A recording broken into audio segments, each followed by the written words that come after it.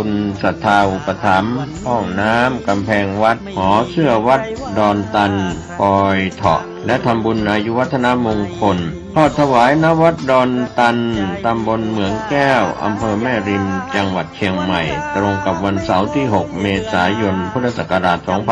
2567 พิธีบวงสรวงใหญ่มหามงคลในวันอาทิตย์ที่ 7 เมษายน พุทธศักราช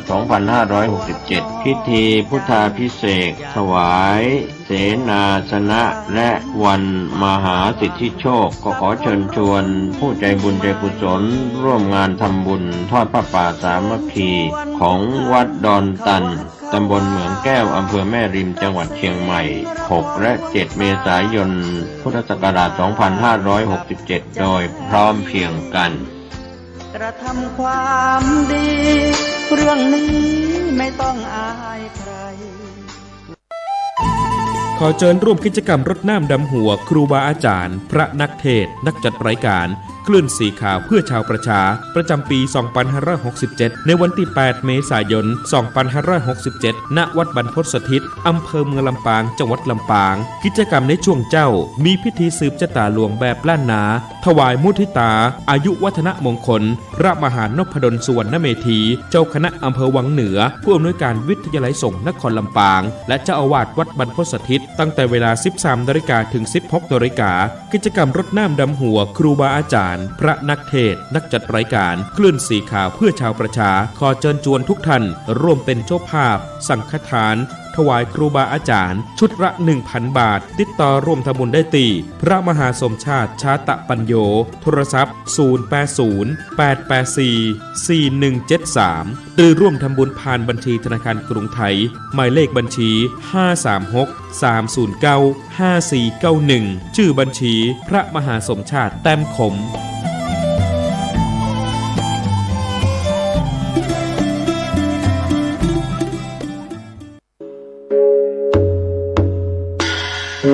ประชาสัมพันธ์โครงการบรรพชาสามเณรภาคฤดูร้อนของคณะสงฆ์อำเภอดอยสะเก็ดประจำปี 2567 ปีที่ 43 ขอเชิญร่วมเป็นเจ้าภาพอุปถัมภ์โครงการจำนวน 99 รูปรับสมัครเยาวชนชายอายุ 11-15 ปี หรือเกิดปี 2552 ถึง 2556 กำหนดการบรรพชาวันที่ 6 ถึง 20 เมษายน 2567 ร่วมทำบุญเป็นเจ้าภาพผ้าไตรชุดละ 800 บาทร่วมทำบุญโอนผ่านบัญชีธนาคารกรุงไทยสาขาดอยสะเก็ดชื่อบัญชีโครงการบรรพชาสามเณรภาคฤดูร้อนอำเภอดอยสะเก็ดเลขที่บัญชี 663-412-0641 ติดต่อรับเป็นเจ้าภาพและสมัครบวชได้ที่กองงานเลขานุการเจ้าคณะอำเภอดอยสะเก็ด096-804-5192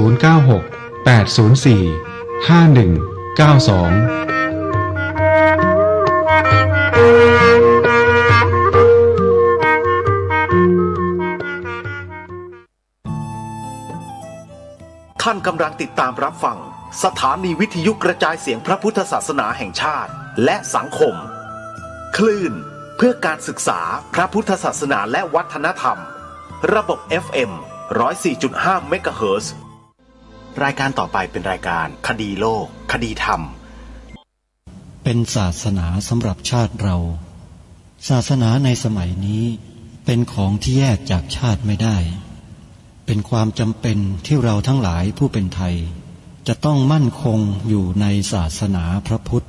ซึ่งเป็นศาสนาสำหรับชาติเราพระพุทธศาสนาก็ดีหรือศาสนาใดก็ดีที่ตั้งมั่นอยู่ได้ก็ด้วยความมั่นคงของผู้เลื่อมใสตั้งใจที่จะรักษา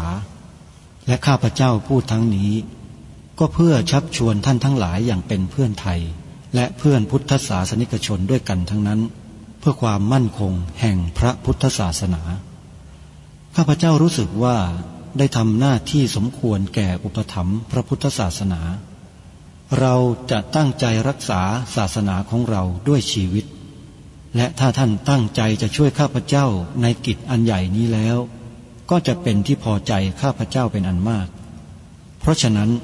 เป็นหน้าที่ของเราทั้งหลายที่จะช่วยกันบำรุงรักษาพระพุทธศาสนาอย่าให้เสื่อมสูญไปการที่จะบำรุงพระพุทธศาสนาเราต้องรู้สึกก่อนว่าหลักของพระพุทธศาสนาคืออะไร เราจะถือว่าเราเป็นไทยด้วยกันหมดเราจะต้องรักษาความเป็นไทยของเราให้ยั่งยืนเราจะต้องรักษาพระพุทธศาสนาให้ถาวรวัฒนาการ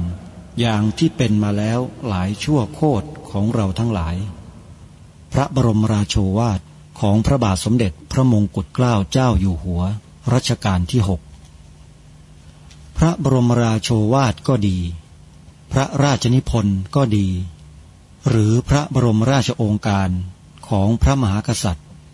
ถือเป็นบทบัญญัติแห่งกฎหมายทั้งหมดทั้งสิ้นการบัญญัติให้พระพุทธศาสนาเป็นศาสนาประจำชาติไทยไว้ในรัฐธรรมนูญจึงเป็นสิ่งที่ถูกต้องทั้งกฎหมายและทางโบราณราชประเพณีการบัญญัติให้พระพุทธศาสนาเป็นศาสนาประจำชาติไทยไว้ในรัฐธรรมนูญย่อมเป็นหลักค้ำประกันให้กับประชาชนคนไทยว่าตนได้ปฏิบัติตามกฎหมายอย่างแท้จริงการบัญญัติให้พระพุทธศาสนาเป็นศาสนาประจำชาติไทยไว้ในรัฐธรรมนูญมิได้เป็นการลิดรอนสิทธิเสรีภาพของผู้ใดแต่เป็นการยืนยันความจริงตามกฎหมายและประวัติศาสตร์ชาติไทยการบัญญัติให้พระพุทธศาสนาเป็นศาสนาประจำชาติไทยไว้ในรัฐธรรมนูญจะทำให้พระพุทธศาสนาได้รับการอุปถัมภ์และคุ้มครองจากรัฐดุจเดียวกันกับที่องค์พระมหากษัตริย์ทรงกระทำมาการบัญญัติให้พระพุทธศาสนาเป็นศาสนาประจำชาติไทยไว้ในรัฐธรรมนูญจะป้องกันพระพุทธศาสนาไม่ให้ถูกลัทธินิกายนอกศาสนากระทำการใดๆได้ด้วยอุบายต่างๆนานาการบัญญัติให้พระพุทธศาสนาเป็นศาสนาประจำชาติไทยไว้ในรัฐธรรมนูญจะทำให้สังคมไทยมีแต่ความสุขร่มเย็นเป็นธรรมทั้งต่อคนศาสนาอื่นและคนสัญชาติอื่นได้อย่างแท้จริงแต่ถ้าไม่บัญญัติให้พระพุทธศาสนาเป็นศาสนาประจำชาติไทยไว้ในรัฐธรรมนูญในอนาคตประเทศไทยจะต้องตกอยู่ในสถานะเดียวกันกับพื้นที่3 จังหวัดชายแดนภาคใต้อย่างแน่นอนพระบรมราโชวาทพระบาทสมเด็จพระเจ้าอยู่หัวในมหาสมาคมณพระที่นั่งอมรินทร์วินิจฉัยในพระบรมมหาราชวังโดยที่พระพุทธศาสนาเป็นศาสนาประจำชาติของเราทั้งตามความศรัทธาเชื่อมั่นของข้าพเจ้าเองก็เห็นเป็นศาสนาที่ดีศาสนาหนึ่งเนื่องในบรรดาสัจธรรมคำสั่งสอนอันชอบด้วยเหตุผลจึงเคยคิดอยู่ว่าถ้าโอกาสอำนวยข้าพเจ้าควรจะได้บวชสักเวลาหนึ่งตามราชประเพณีซึ่งจะเป็นทางสนองพระเดชพระคุณพระราชบูรพการีตามคตินิยมด้วยและนับตั้งแต่ข้าพเจ้าได้ครองราชย์สืบสันตติวงศ์ต่อจากสมเด็จพระเชษฐาธิราชก็ล่วงมากว่า10 ปีแล้วเห็นว่าน่าจะถึงเวลาที่ควรจะทำตามความตั้งใจไว้นั้นแล้วประการหนึ่งอันหนึ่งการที่องค์สมเด็จพระสังฆราชหายประชวรมาได้ในคราวประชวรครั้งหลังนี้ก่อให้เกิดความปีติยินดีแก่ข้าพเจ้ายิ่งนักได้มาคำนึงว่าถ้าในการอุปสมบทของข้าพเจ้าได้มีองค์สมเด็จพระสังฆราชเป็นพระอุปชาแล้วก็จะเป็นการแสดงออกซึ่งความศรัทธาเคารพในพระองค์ท่านของข้าพเจ้าได้อย่างเหมาะสมอีกประการหนึ่งจึงได้ตกลงใจที่จะบรรพชาอุปสมบทในวันที่22 เดือนนี้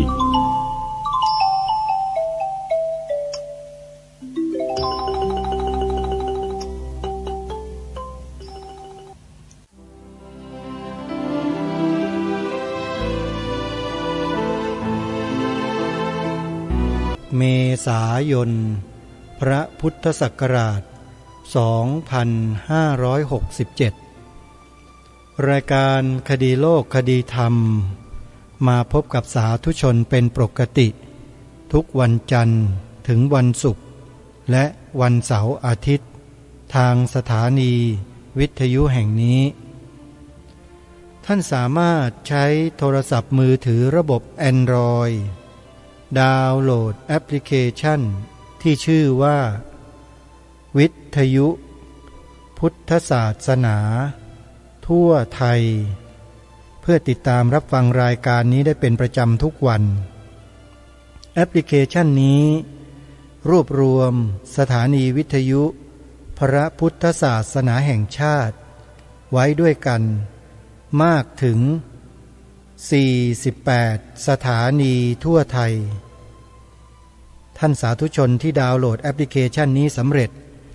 เท่ากับท่านมีสถานีวิทยุอยู่ในโทรศัพท์มือถือ48สถานี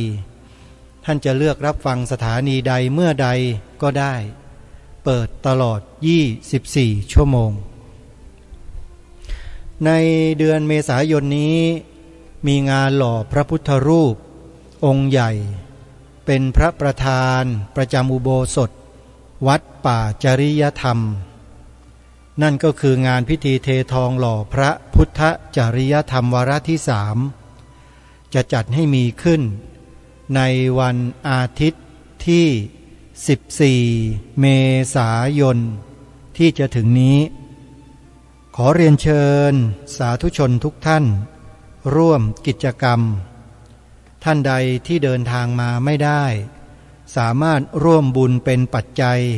เป็นเจ้าภาพเททองหล่อพระประธานดังกล่าวได้โดยให้ท่านสาธุชนโทรศัพท์เข้าไปสอบถามเจ้าคณะตำบลยางตลาดแล้วก็ยังมีอีกหลายๆรูปที่จะเดินทางมาร่วมงานในเดือนธันวาคมปีนี้ด้วยสวนป่าสามัคคีธรรมนั้นมุ่งเน้นแต่การดูแลรักษาต้นไม้ปลูกแต่ป่าเลยไม่มีสิ่งปลูกสร้างอะไรเพิ่มเติมนอกจากกุฏิที่อาศัยเท่านั้นเองเมื่อจะจัดงานใหญ่ก็จำเป็นที่จะต้องเตรียมอุปกรณ์เครื่องมือเครื่องไม้ที่จำเป็นในการใช้สอยสำหรับผู้ที่จะเดินทางมาในงานสิ่งที่มีความจำเป็นมากที่สุดนั่นก็คือห้องน้ำสวนป่าสามัคคีธรรมได้ประกาศเชิญชวนญาติโยมร่วมบุญกันสร้างห้องน้ำเพื่อไว้รองรับงานในเดือนธันวาคมในปัจจุบันเมื่อเดือนที่แล้วก็ได้ทำการปรับพื้นที่ดินบริเวณที่จะสร้างห้องน้ำเสร็จแล้วแต่ญาติโยมยังทำบุญมาไม่ครบอาตมาได้บอกบุญญาติโยมว่าให้ร่วมกันเป็นเจ้าภาพซื้อดินเข้ามาถมที่คันละ200 บาทญาติโยมก็ทำมากันบ้างพอสมควรแต่ก็ไม่ได้ทั้งหมดโยมดินที่ขนมาเทเพื่อปรับพื้นที่บริเวณสวนป่าสามัคคีธรรมในครั้งนี้เนี่ยใช้ดินทั้งหมดเกือบ200 คันก็ตีไปประมาณ200 คันนะโยมนะเพราะยังมีค่าแมคโครอีก3 ชั่วโมงตกประมาณ 4,500 บาทอาตมาภาพก็ได้แต่เชิญชวนญาติโยมพวกเราที่ติดตามรับฟังรายการได้มีส่วนร่วมกันอาตมาภาพลำพังอาตมาเองไม่สามารถจะทำได้โยมเพราะอาตมาไม่มีอาชีพไม่มีรายได้อะไรแม้แต่กิจนิมนต์ก็ไม่รับไม่มีนะฮะเพราะฉะนั้นต้องขอฝากทุกท่านให้ทราบว่าอย่าคิดว่ารายการที่อาตมาภาพจัดนี้จะมีญาติโยมมาช่วยสนับสนุนมาทำบุญกันตลอดไม่ใช่เลยโยมอาตมาภาพก็ได้แต่พูดในรายการแต่กิจกรรมที่สำนักยังไม่ได้จัดไม่ได้ทำอะไรเลยจึงยังไม่มีคณะญาติธรรมที่เป็นกลุ่มก้อนยังไม่มีอาตมาก็เลยต้องบอกบุญกับญาติโยมเช่นนี้จนกว่าจะตั้งตัวได้นะโยมนะใครจะร่วมบุญเป็นเจ้าภาพสร้างห้องน้ำก็ดีซึ่งตอนนี้ก็ได้ห้องน้ำมาประมาณ5 ห้องยังขาดอีก5 ห้องโยมใครหนอจะร่วมเป็นเจ้าภาพห้องละ 20,000 บาทนอกนั้นก็เป็นเรื่องของระบบน้ำระบบของอุปกรณ์ที่จำเป็นจะต้องซื้อเข้ามาใช้ก็จะต้องใช้ปัจจัยทั้งสิ้นใครจะร่วมบุญตามกำลังศรัทธาก็ขอเชิญได้โอนปัจจัยเข้ามาร่วมบุญกับสวนป่าสามัคคีธรรมได้ทุกวันโยมที่ธนาคาร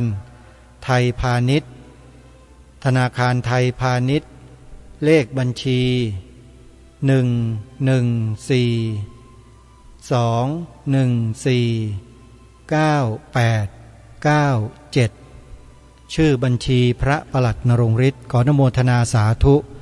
หากท่านใดจะโอนปัจจัยทางพร้อมเพย์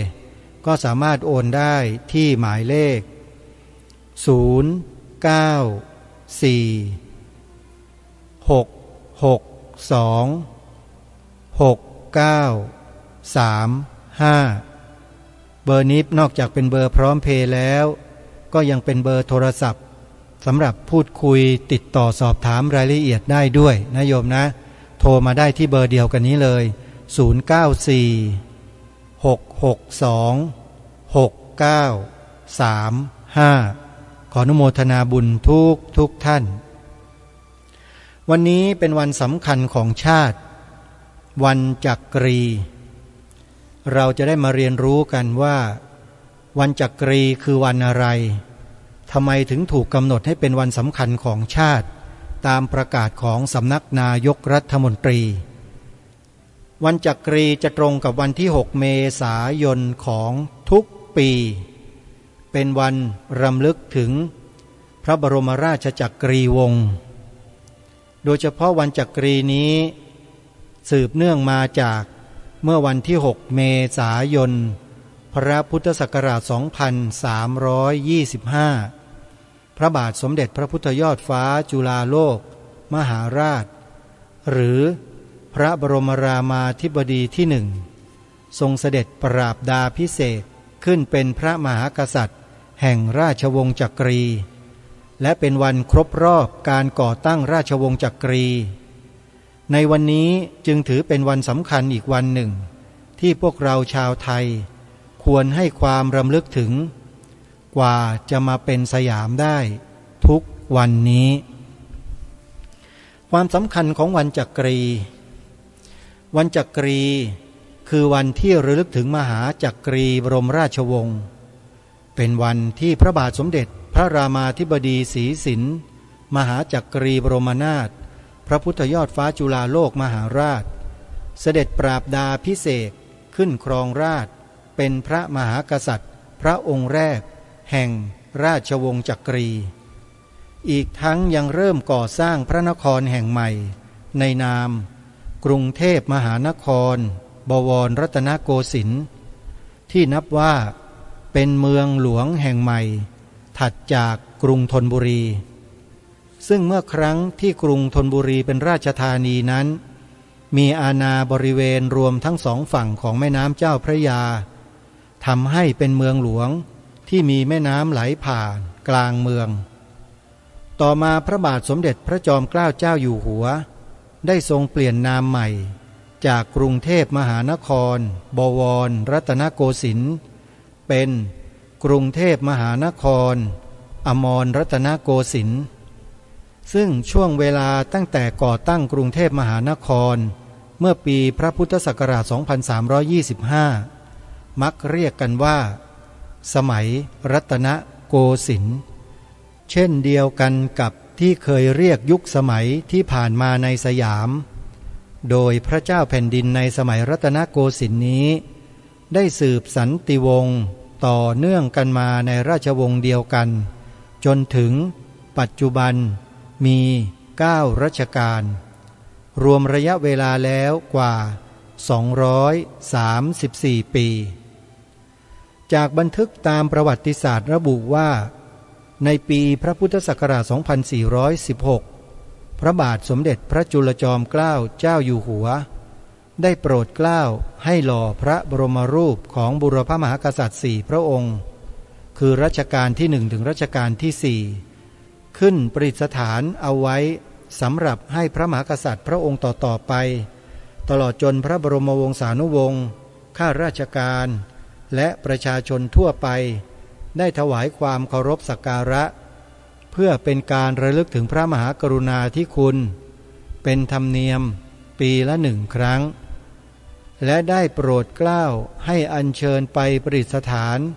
ยังพระที่นั่งดุสิตมหาปราสาทต่อมา ก็ได้มีการเปลี่ยนสถานที่ประดิษฐานหลายต่อหลายครั้งจนมาถึงรัชสมัยของพระบาทสมเด็จพระมงกุฎเกล้าเจ้าอยู่หัวรัชกาลที่ 6พระองค์ได้ทรงโปรดเกล้าให้เคลื่อนย้ายพระบรมรูปของบุรพมหากษัตริย์4พระองค์มาไว้ณปราสาทเทพบิดรภายในวัดพระศรีรัตนศาสดารามพร้อมกับพระบรมรูปของรัชกาลที่ 5พระชนกนาถซึ่งพระที่นั่งสำหรับประดิษฐานพระบรมรูปองค์นี้รัชกาลที่ 6ทรงโปรดให้ซ่อมแซมจากพุทธปรางปราสาทเพื่อการนี้โดยเฉพาะ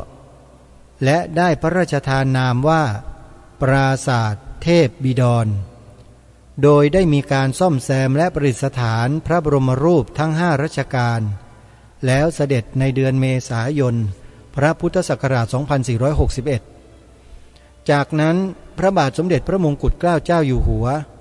จึงมีพระบรมราชโองการ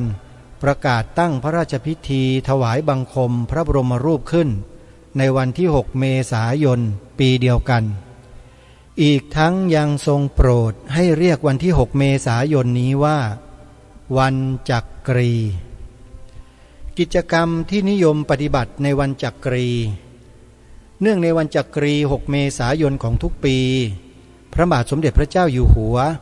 จะเสด็จพระราชดำเนินพร้อมด้วยพระบรมวงศานุวงศ์ไปเป็นประธานในพิธีทางศาสนาประกอบการบำเพ็ญพระราชกุศล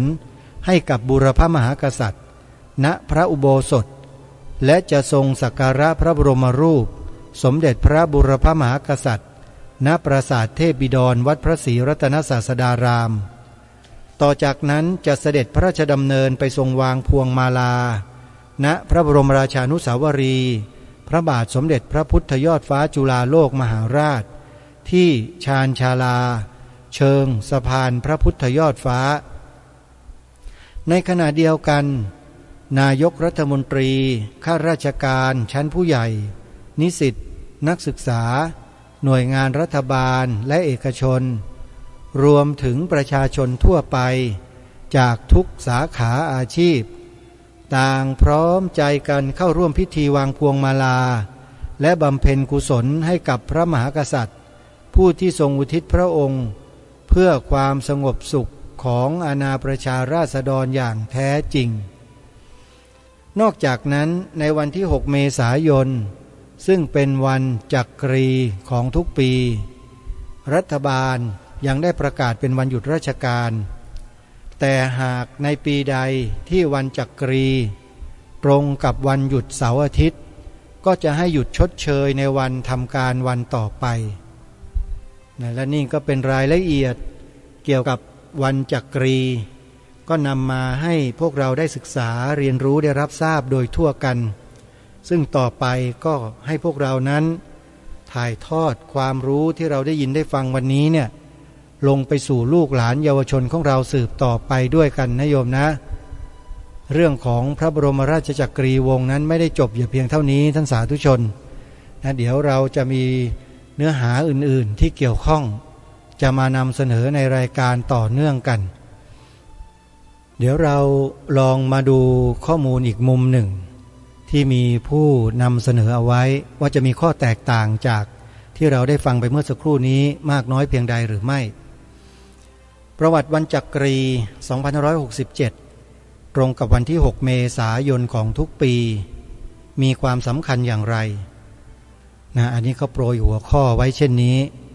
แล้วเขาก็เริ่มจะเจาะลงไปในรายละเอียดลองฟังกันดูนะท่านผู้ฟังว่าการนำเสนอของสื่อต่างๆที่บรรดามีอยู่ในโลกโซเชียลเน็ตเวิร์กเนี่ยเขาจะนำเสนอ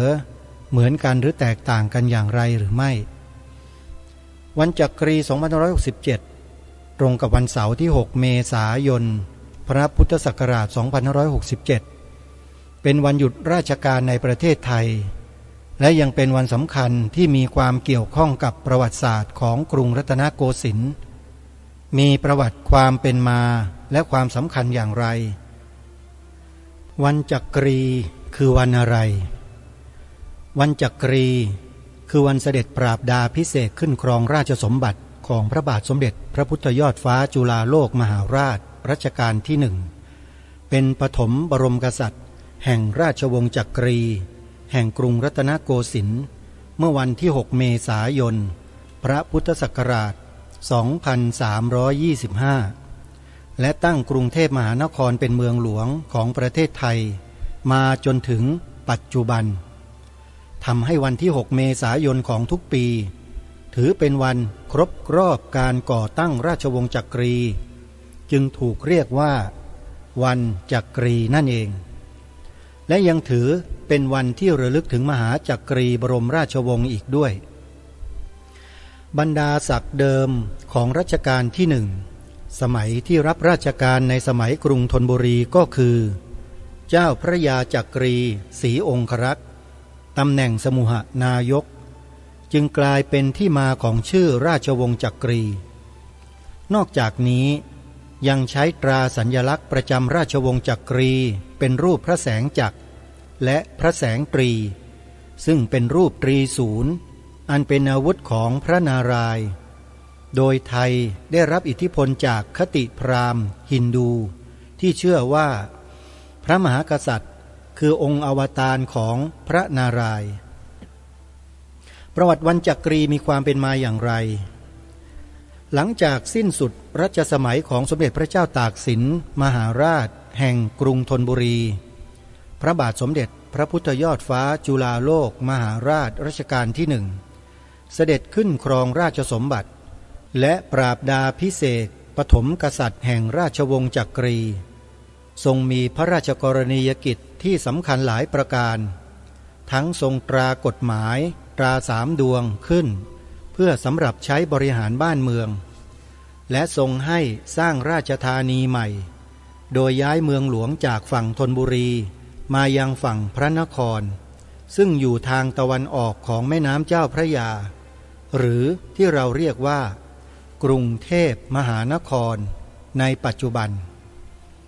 ต่อมาในปีพระพุทธศักราช 2416 พระบาทสมเด็จพระจุลจอมเกล้าเจ้าอยู่หัวรัชกาลที่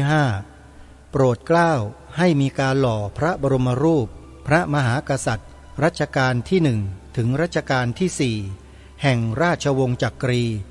ประดิษฐานไว้ณพระที่นั่งดุสิตมหาปราศาสตร์จนกระทั่งในรัชสมัยของพระบาทสมเด็จพระมงกุฎเกล้าเจ้าอยู่หัวรัชกาลที่ 6 โปรดเกล้าให้ประดิษฐานพระบรมรูปของรัชกาลที่ 5 เพิ่มเติมและทรงประกาศตั้งพระราชพิธีถวายบังคมพระบรมรูปทั้งพระบรมวงศานุวงศ์ข้าราชการและประชาชนจะเข้าถวายบังคมปีละ1 ครั้งเพื่อรำลึกถึงพระมหากรุณาธิคุณขององค์พระมหากษัตริย์ไทยที่ทรงทำนุบำรุงประเทศเรื่อยมารวมถึงโปรดเกล้าให้วันที่ 6 เมษายนของทุกปีเป็นวันจักรีและใช้มาจนถึงวันนี้ความสำคัญวันจักรีและกิจกรรมในวันจักรีปีพระพุทธศักราช 2567 ในวันจักรีของทุกๆปีคือวันที่ประสบนิกรชาวไทยจะร่วมรำลึกถึงพระมหากรุณาธิคุณของพระบาทสมเด็จพระพุทธยอดฟ้าจุฬาโลกมหาราชรัชกาลที่ 1ผู้ทรงเป็นพระปฐมกษัตริย์ของราชวงศ์จักรีแห่งกรุงรัตนโกสินทร์พระบาทสมเด็จพระเจ้าอยู่หัวจะเสด็จพระราชดำเนินไปยังปฐมบรมราชานุสรณ์เชิงสะพานพระพุทธยอดฟ้า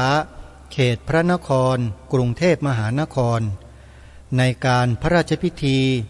วันพระบาทสมเด็จพระพุทธยอดฟ้าจุฬาโลกมหาราชและวันที่ระลึกมหาจักรีบรมราชวงศ์ซึ่งตรงกับวันที่ 6 เมษายนของทุกปีทั้งนี้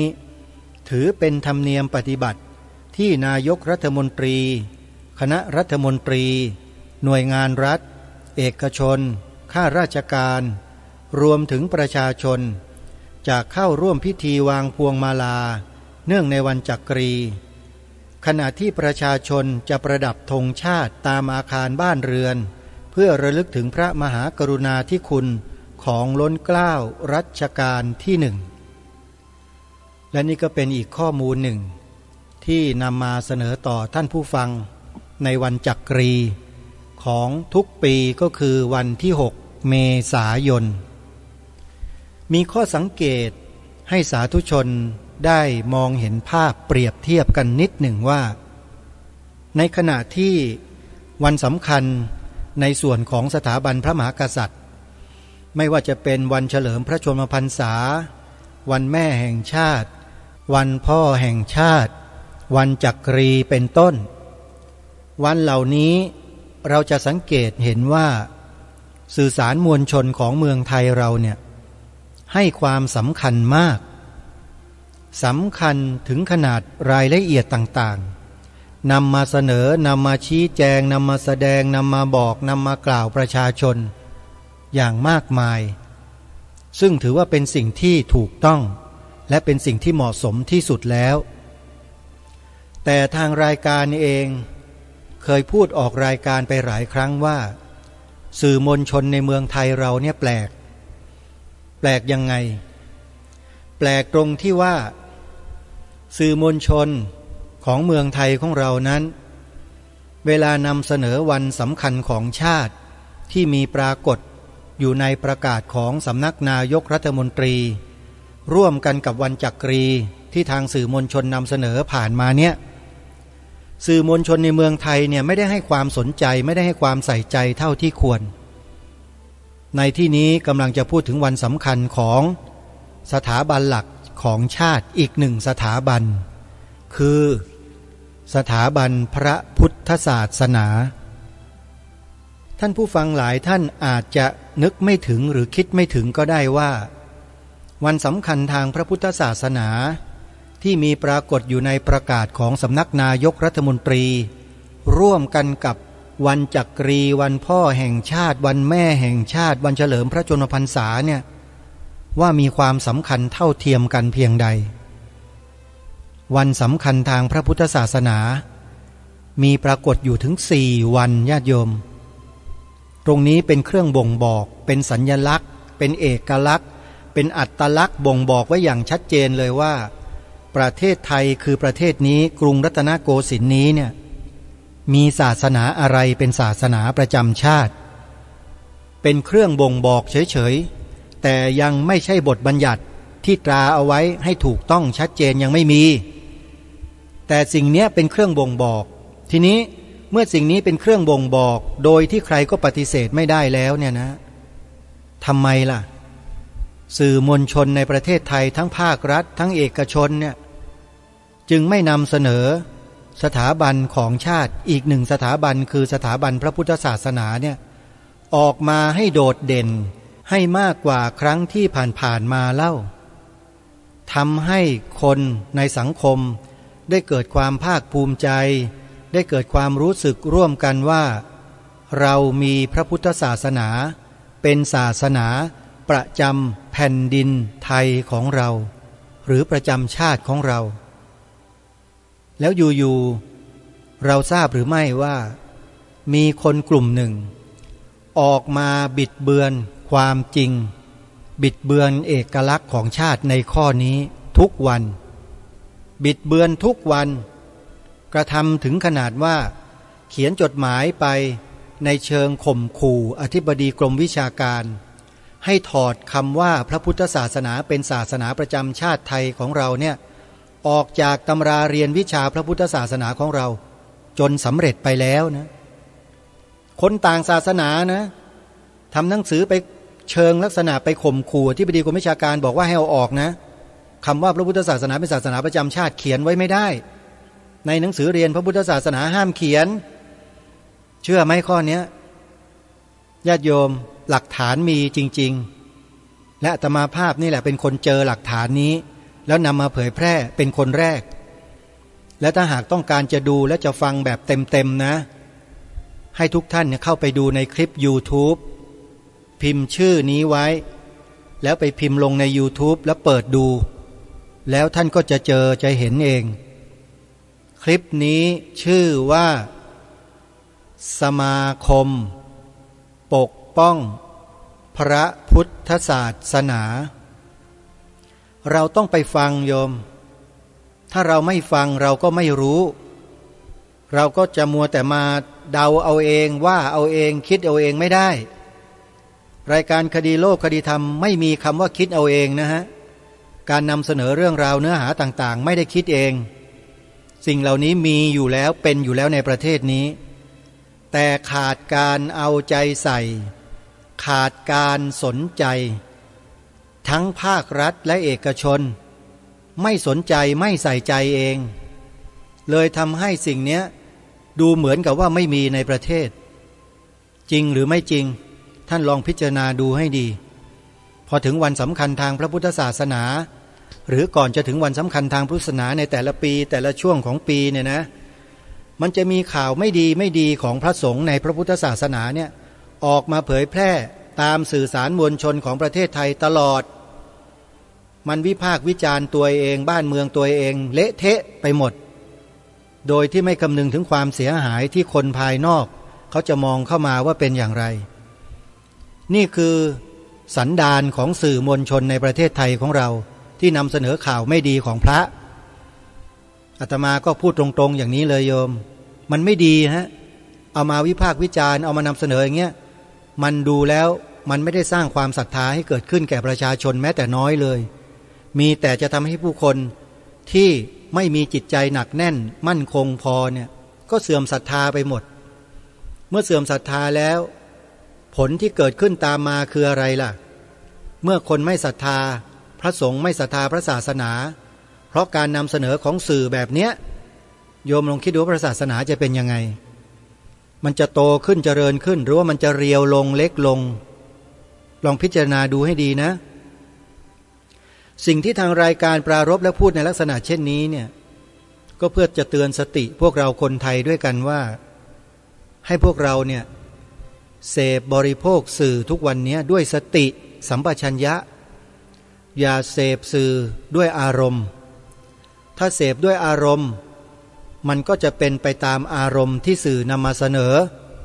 คือเสื่อมศรัทธาจิตใจตกต่ำเกิดจิตใจที่เป็นอกุศลดีเหรอโยมจิตที่เป็นอกุศลเนี่ยแล้วการที่เราไปดูสื่อที่มันนำเสนอสิ่งที่เป็นอกุศลจิตที่เราเสพทุกวันมันจะเป็นกุศลไหมเป็นไปไม่ได้เลยมันจะมีแต่อกุศล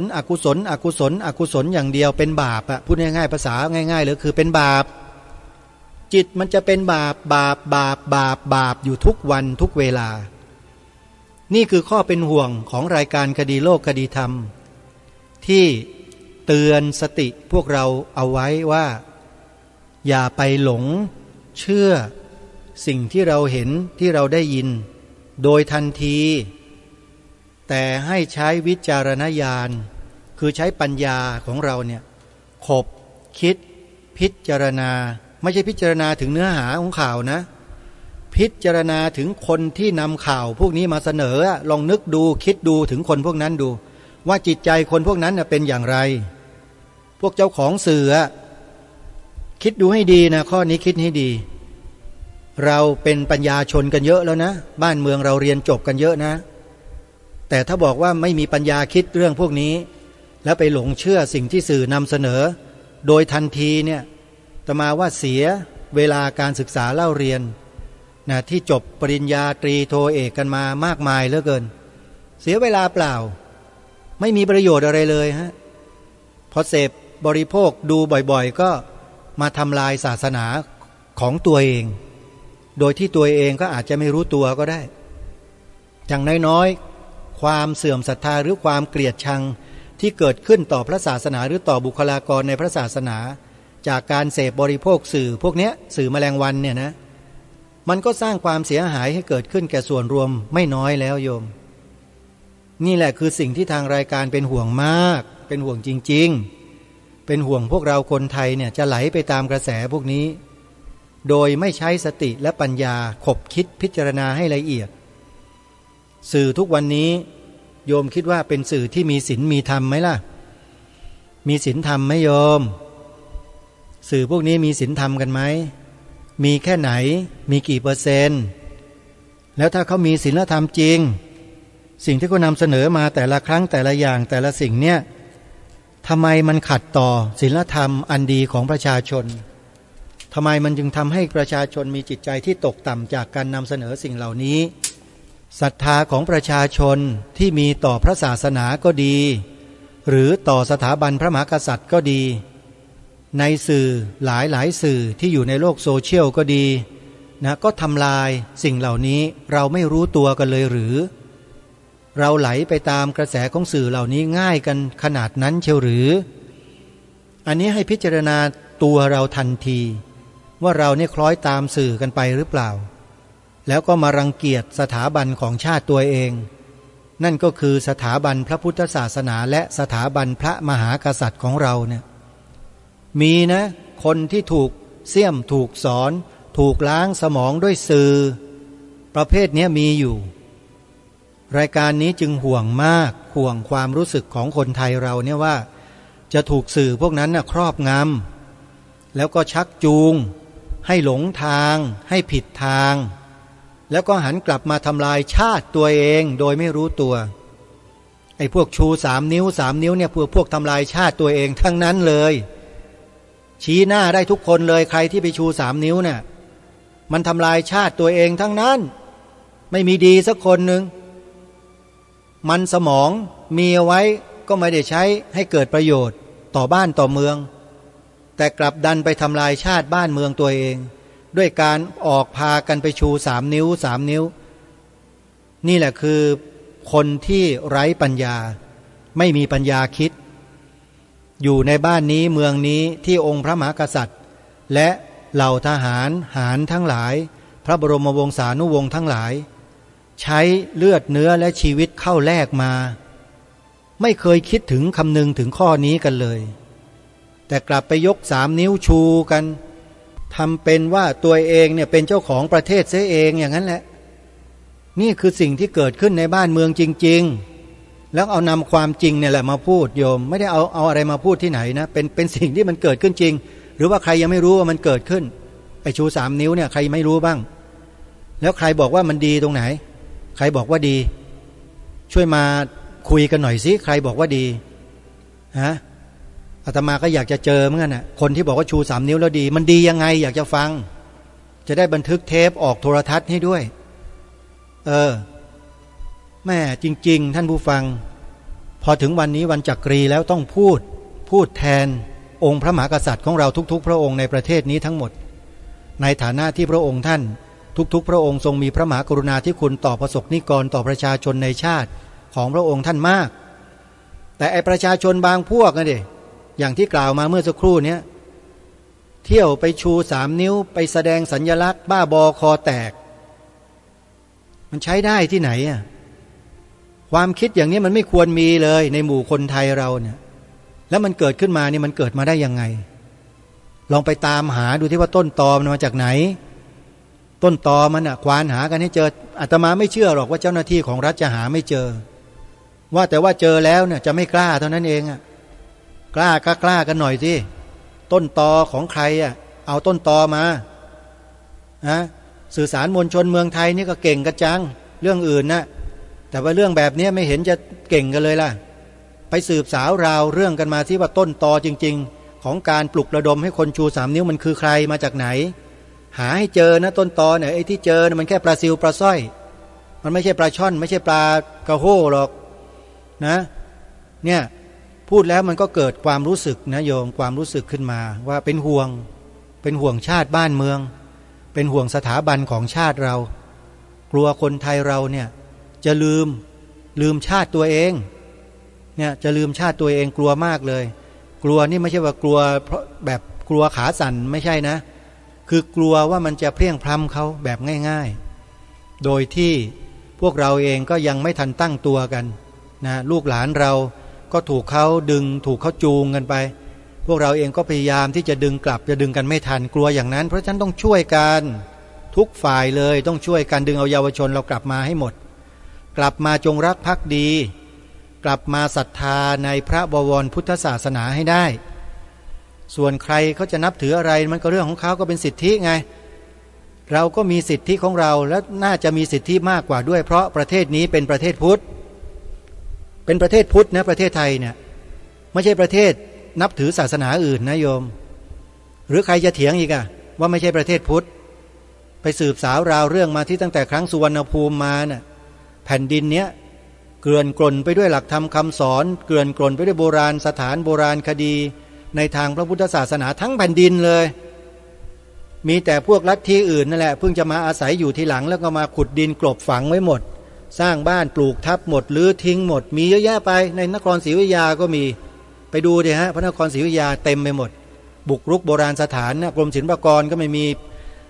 ความหมายอะไรเลยอ่ะพูดง่ายๆไม่สามารถจะไปดำเนินการไปนำเอากลับคืนมาได้แต่เวลาชาวพุทธไปปลูกวัดไปสร้างวัดอยู่ในโบราณสถานไล่ออกอะไรอย่างเนี้ยนี่บ้านเมืองไทยเรามันเป็นอย่างนี้โยมยอมรับความจริงว่าเป็นอย่างนั้นนะฮะที่พูดนี่ไม่ใช่พูดโกหกนะพูดความจริงโยมเพราะเป็นห่วงฮะเป็นห่วงชาติบ้านเมืองสถาบันพระพุทธศาสนานั้นเป็นสถาบันหลักเป็นเสาหลักของประเทศนี้เป็นรากเหง้าของประเทศเราเนี่ยมัวแต่ไปชื่นชมกันที่นู่นกิ่งก้านสาขาใบดอกผลก็อยู่ข้างนอกนู่นแต่ไม่มาบำรุงดูแลรากเหง้าของต้นไม้ไม่พรวนดินไม่ใส่ปุ๋ยไม่รดน้ำเดี๋ยวต้นไม้ก็ตายหมดนี่คือสิ่งที่บอกกับท่านผู้ฟังง่ายๆเลยนะสถาบันสูงสุดของชาตินี่คือรากเหง้าของสังคมไทยต้องช่วยกันดูแลรักษาช่วยกันรดน้ำพรวนดินอย่าให้แมลงให้มอดให้อะไรต่างๆมาเจาะมาชัยรากเหง้าของแผ่นดินนี้ให้เสียหายเราต้องช่วยกันดูแลช่วยดูแลนะส่งเสริมไม่ใช่มาทำลายไม่ใช่มาลบล้างไม่ใช่นะฮะดูแลแล้วก็ส่งเสริมนะดูแลและส่งเสริมท่านไม่ต้องมาทำอะไรหรอกกับพระสงฆ์ในพระศาสนานี้นะไม่ต้องมาใช้พระเดชใช้อำนาจกฎหมายใช้อะไรต่างๆไม่ต้องมาใช้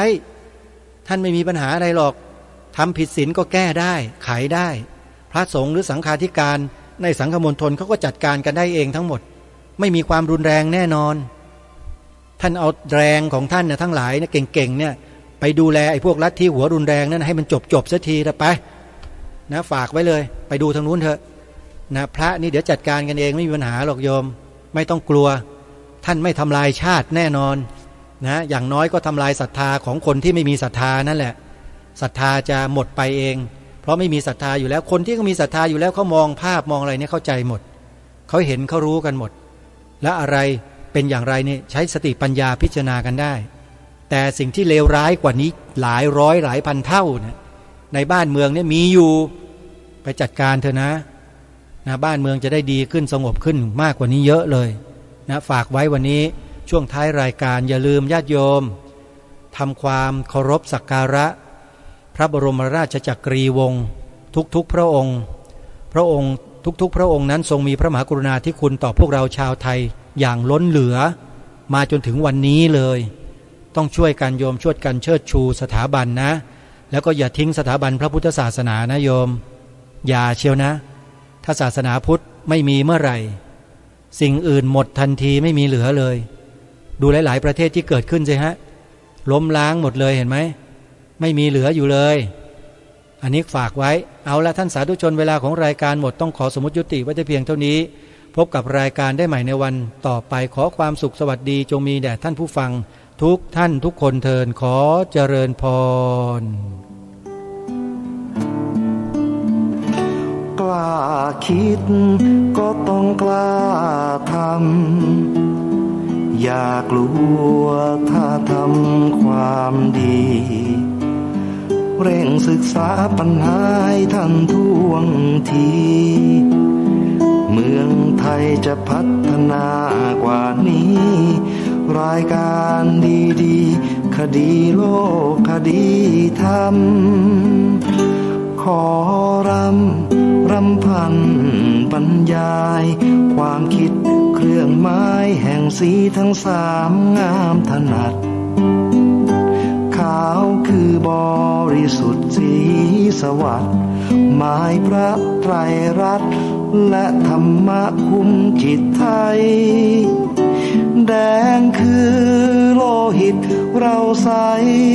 ซึ่งยอมสละได้เพื่อรักษาชาติศาสนา น้ำเงินคือสีโสภาอันจอมประชาพระโปรดเป็นของส่วนองค์จัดริ้วเข้าเป็นไตรรงค์จึงเป็นสีธงที่รักแห่งเราชาวไทยทหารอวตารนำไปยงยุทธวิชัยวิชิตก็ชูเกียรติสยาม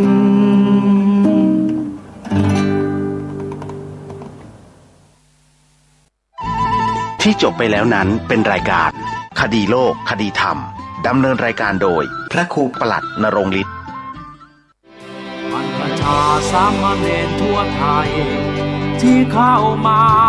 มีบุญทุกคน เปิดรับสมัครแล้วโครงการบวชสามเณรภาคฤดูร้อนปีที่ 19 ณ วัดห้วยตองสักอำเภอจอมทองจังหวัดเชียงใหม่หรือศูนย์และวัดใกล้บ้าน สามเณรเราก็สามณะ โครงการบวชสามเณรเพื่อส่งเสริมให้เด็กเยาวชนไทยมีศีลธรรมว่าง่ายสอนง่ายเชื่อฟังพ่อแม่และครูอาจารย์ปิดเทอมเติมธรรม ปิดเทอมนี้ว่างกันเลยจะชวนมาบวชสามเณร เป็นหน้าที่ของผู้ปกครองทุกท่านมาช่วยกันอบรมให้เยาวชนลูกหลานของเราให้เป็นคนเก่งไป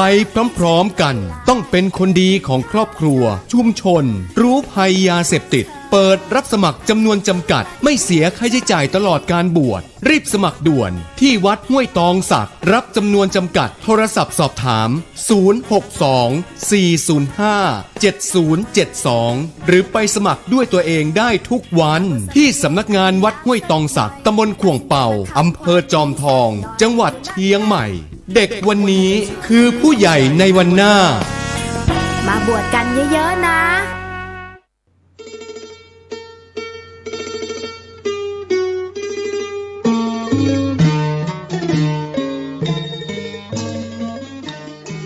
ข่าวสารเพื่อการประชาสัมพันธ์ขอเชิญร่วมทำบุญทอดผ้าป่าสามัคคีบารมีธรรม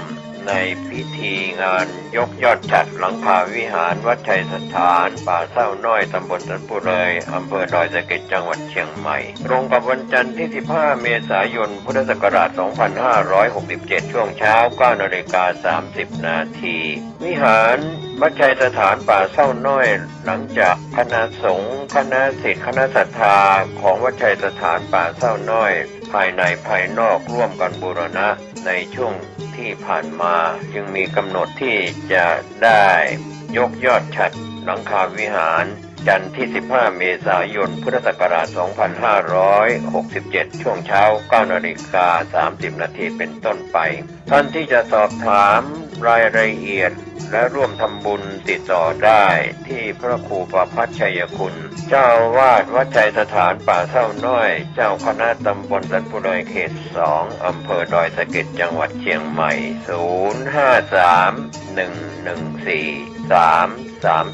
053-114-332 มือถือ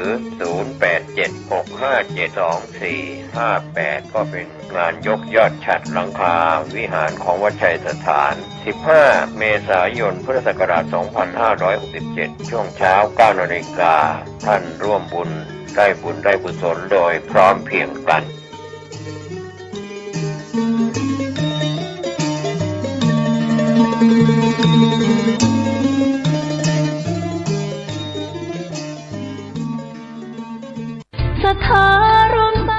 อันเป็นที่รักที่นับถือของทุกเจ้าทุกคน วันนี้รายการปกิณกะแห่งธรรมะก็ได้มาพบปะกับญาติกับโยมอันเป็นที่รักนับถือของทุกเจ้าอีกเช่นเคยมาปะกันเป็นประจำทุกวันณทางสถานีวิทยุแห่งนี้โยมทั้งหลายอาตมาต้องขอบใจต่อน้ำจิตน้ำใจของญาติของโยมที่ได้ช่วยกันสนับสนุนช่วยกันเผยแผ่ธรรมะ อันเป็นศาสนคำสอนขององค์สมเด็จพระสัมมาสัมพุทธเจ้าที่ว่าช่วยกันนั้นก็หมายความว่าญาติโยมรับฟังเป็นการสนับสนุนโดยการรับฟังธรรมะแล้วได้ช่วยการประกาศธรรมะแก่ญาติแก่โยมที่ใกล้ชิดว่าธรรมะจากตัวเจ้าตัวเนี้ยมีเวลา 5:00 เนอะถ้าไผ่ขับฟังก็ฟังได้เนอะในการปกิณกะแห่งธรรมะนี่แหละคือช่วยกันเผยแผ่เป็นสายบุญที่เกิดขึ้นแก่ท่านผู้ฟังที่เขาช่วยชี้แนะนำเป็นสายบุญเป็นการเผยแผ่ธรรมร่วมกันสัพพะทนังธรรมะทนังชินาติการฮือธรรมะเป็นตานั้นย่อมชนะการฮือทุกสิ่งทุกอย่างได้เอาละวันนี้เอามาไหว้พระเอามาสวดมนต์เพื่อเป็นการถวายพระพรชัยมงคลแด่สมเด็จพระเจ้าลูกเธอเจ้าฟ้าพัชรกิติยาภาขอทุกคนตั้งจิตอธิษฐานด้วยสัจจะวาจาแห่งธรรมะให้พระองค์ท่านนั้นได้หายจากอาการพระประชวรการเจ็บไข้ได้ป่วยเพื่อมีพระสุขภาพพลามัยแข็งแรงดั้งเดิมขอพระองค์นั้นทรงมีพระเกษมสำราญมีพระชนมายุยิ่งยืนนานได้120 พรรษายิ่งขึ้นไปต่อไปตั้งจิตตั้งใจเป็นสมาธิไหว้พระสวดมนต์ต่อไปอะระหังสัมมาสัมพุทโธภควา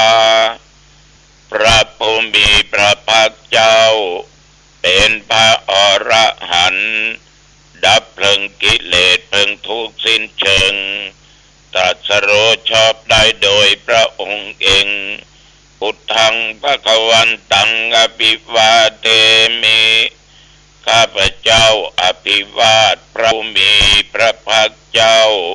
ผู้รู้ผู้ตื่นผู้เบิกบานกราบพระพุทธสวากขาโตภควตาธัมโมพระธรรมเป็นธรรมที่พระผู้มีพระภาคเจ้าตรัสไว้ดีแล้วธัมมังนัมสสามิข้าพเจ้านมัสการพระธรรมกราบพระธรรมสุปฏิปันโนภควโตสาวกสังโฆพระสงฆ์สาวกของพระผู้มีพระภาคเจ้าปฏิบัติดีแล้วสังฆังนัมมามิข้าพเจ้านอบน้อมพระสงฆ์กราบพระสงฆ์นะโมตัสสะภะคะวะโตขอนอบน้อมแด่พระผู้มีพระภาคเจ้าพระองค์นั้นอะระหะโตซึ่งเป็นผู้ไกลจากกิเลสสัมมาสัมพุทธัสสะตรัสรู้ชอบได้โดยพระองค์เองนะโมตัสสะภะคะวะโตขอนอบน้อมแด่พระผู้มีพระภาคเจ้าพระองค์นั้นอะระหะโตซึ่งเป็นผู้ไกลจากกิเลสสัมมาสัมพุทธัสสะตรัสรู้ชอบได้โดยพระองค์เองนะโมตัสสะภะคะวะโตข ขอนอบน้อมแด่พระผู้มีพระภาคเจ้าพระองค์นั้นอรหัตโตซึ่งเป็นผู้ไกลจากกิเลสสัมมาสัมพุทธัสสะตรัสรู้ชอบได้โดยพระองค์เองพุทธังสรณังคัจฉามิธัมมังสรณังคัจฉามิ